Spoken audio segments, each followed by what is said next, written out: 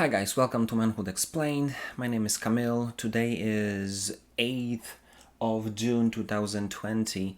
Welcome to video number 164. Today we're going to talk about why women cannot handle emotionally vulnerable men.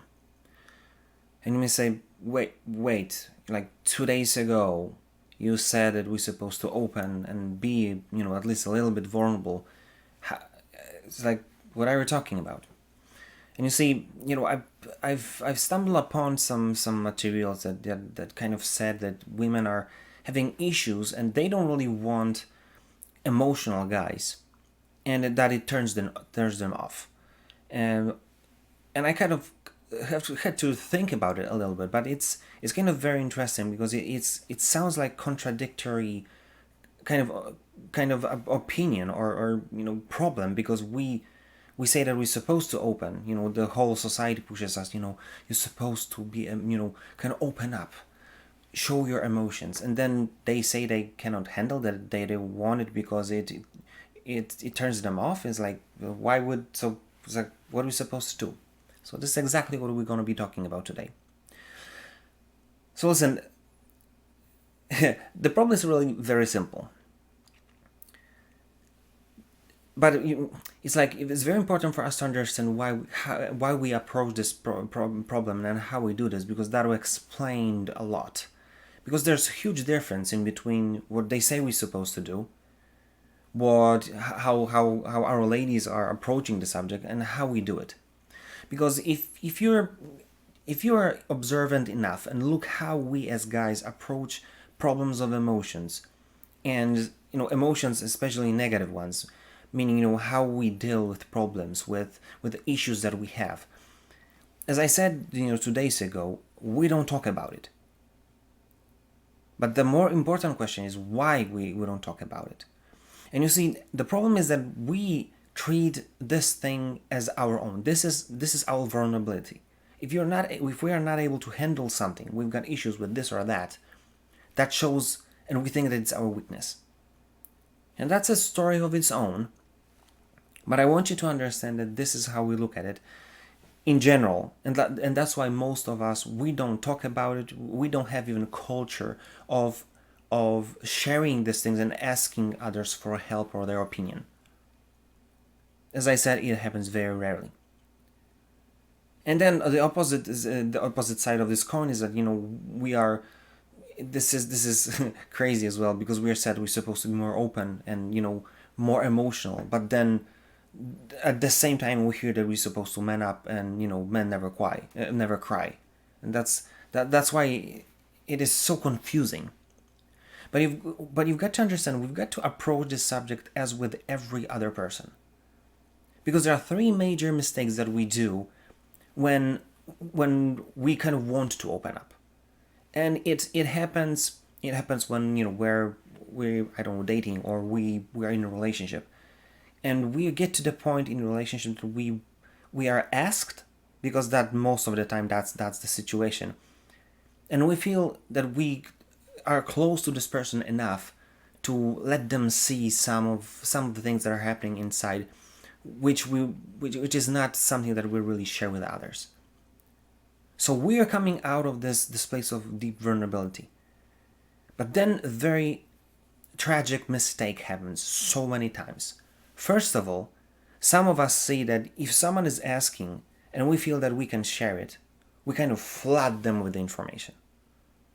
And I know guys, if you ask them a question, their answer will end up like in 30 or 45 minutes. You're gonna be sleeping, angry, and all 5 stages of grief like 3 times already before he'll finish. So then ask yourself, is that really their problem, that they're having issue with you just basically open up like hoover them and basically flooding her with information that she doesn't really care? She just asks you how you are, or she's just starting a conversation, you just basically do this to her. If you are this kind of person, you probably hear the same thing from guys, that they say, "Oh, Jack, just please shut up." And you probably hear it over and often and over again, because this is your problem. When you see that someone is asking, You just do that, and that's why no one wants to ask you no more, because they don't want to hear this whole life story. So that's the first thing. Don't do this. That's that simple. Point number two. Ask yourself a question. How do we share stories in between us guys? If you tell the story, because most of we're just making fun of everything, we're gonna go with the most gruesome, more disgusting story, and we're gonna say it like it was complete gore movie. And it's so ingrained in our heads that when she asks you what happened, and you kind of get to this point that you want to open a little bit, you might have issue with going complete psycho on her. You've got to understand, girls are much more emotional.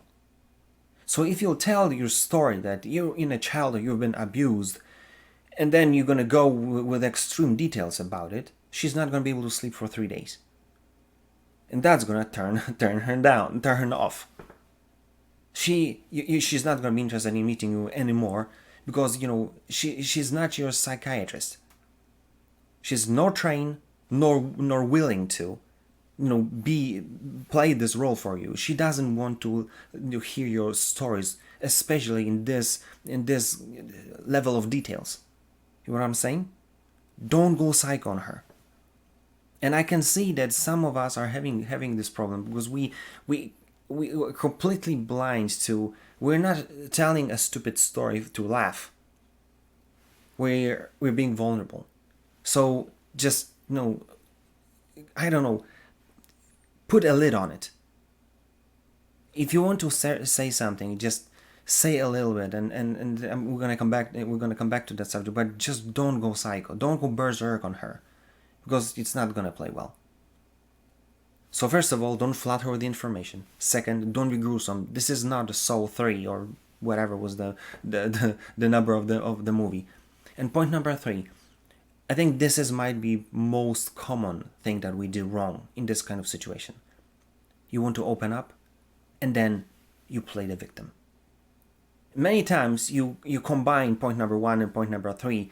You talk about things that you cannot handle. You come back to the same subject many times when you meet her, and you cannot stop kind of blaming others, or just being this sorrow person who's basically never stopped complaining about this or about that. And let's say it straight, no normal person would want to talk to you. It doesn't matter if that's her or your pals. They'll tell you again, Jack, shut up. Nobody wants to listen to your stories.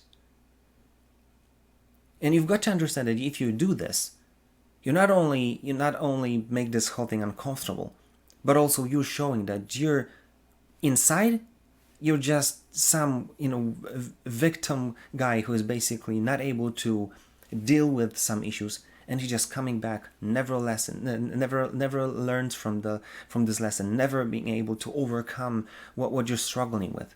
How does it portray you in her eyes? You're a loser. So first of all, you're boring. Second, you're a complete psycho. And 3, you're a victim. And she just, if you play any of these roles, she's just not want to. She won't want to be with you. And I completely get it.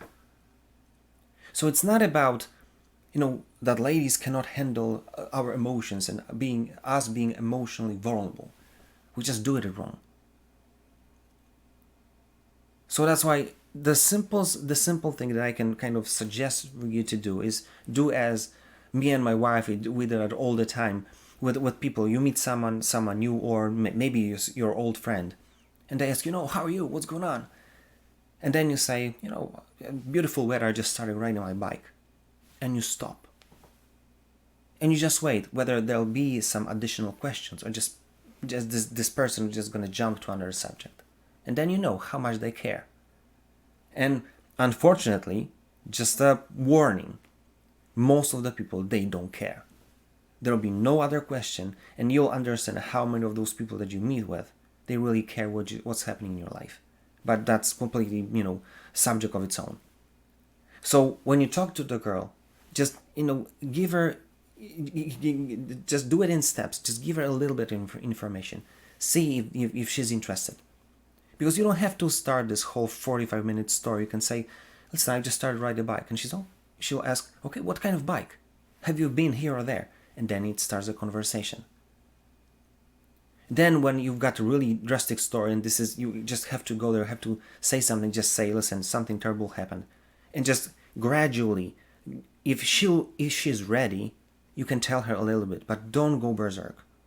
Just a little bit. And then if she'll continue, then you'll know that it's okay. But if you see fear in her eyes, just stop and say, listen, that's maybe a story for some other day, but something happened and I've learned from this and that, and kind of, change the subject to something that she'll be able to kind of resonate with, learning lessons and so on. And point number 3, if you really need her help to say something that you cannot handle something, ask her for help. Or, try to direct this so it'll again be a conversation, not your basically vomit of something that you're not able to deal with. Because no one wants it.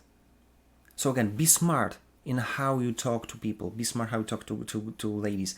And you will see that if you're this kind of person that was really smart in how you kind of steer the conversation, especially when you want or have to be vulnerable, then you'll see that it's not a problem. It's just a matter of being smart in how you do it. So this is what I want you to take from this video. There is no problem with women handling our vulnerability. You just need to understand how to act like a human being, and that they're emotional, and you've got to really understand who are you talking to and how far you can go. So think about it and do something about it. Because again, the success of you being vulnerable is on you, not on her really.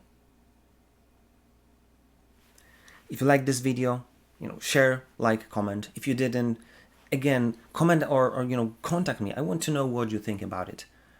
And if there's anything you want me to record about, give me a shout. I'll be glad to do it for you. That being said, see you tomorrow.